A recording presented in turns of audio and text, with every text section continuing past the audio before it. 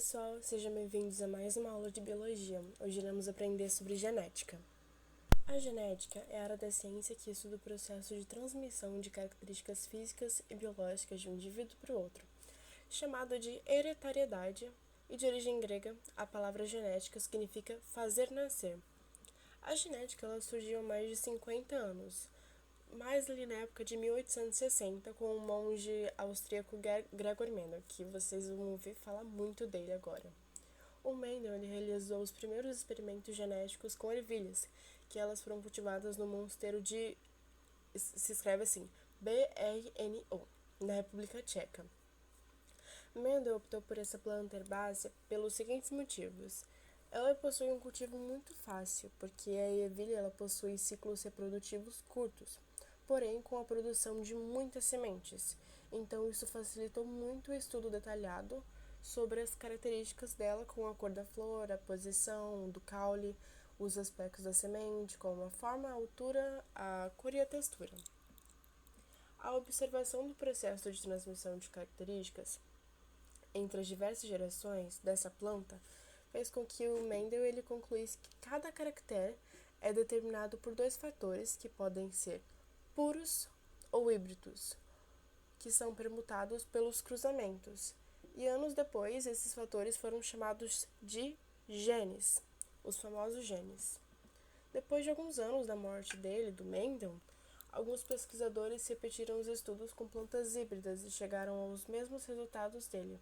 Essas conclusões contribuíram muito para reformar a importância do trabalho que foi realizado pelo Mendel, que é considerado o pai da genética, e a partir de então teve início os estudos genéticos nos seres humanos. Foi descoberta a constituição do DNA como uma estrutura-chave que possui a informação genética lá em 1953, um cara chamado Watson, o outro Crick, Wilkes e Franklin, eles apresentaram a estrutura do duplo hélice do DNA. E em 1958 foi publicado o Dogma Central da Biologia Molecular, que apresentava o conceito que o DNA ele é o responsável pela síntese de ácido ribonúcleico, que seria o responsável pela produção de proteínas. Agora a gente vai ver um pouquinho dos conceitos básicos. As células haploides, N, possuem apenas um conjunto de cromossomos. Assim, nos animais, as células sexuais ou gametas são haploides. Essas células possuem metade do número de cromossomos da espécie. E as células diploides, 2N, são aquelas que possuem dois conjuntos de cromossomos, como é o caso do zigoto, que possui um conjunto de cromossomos originários de mãe e de um conjunto originário do pai. São células diploides, os neurônios, células da epiderme, dos ossos e mais algumas. Os cromossomos são sequenciais da molécula de DNA em forma de espiral que apresentam genes e nucleotídeos. O número de cromossomos varia de uma espécie para outra e ele é representado pelo N. Por exemplo, a mosca Drosophila possui 8 cromossomos nas células do corpo e 4 nos gametas. A espécie humana ela possui um total de 46 cromossomos nas células diploides e 23 nos gametas. Também tem os cromossomos homólogos, que é cada cromossomo presente no espermatozoide vai encontrar a correspondência nos cromossomos do óvulo.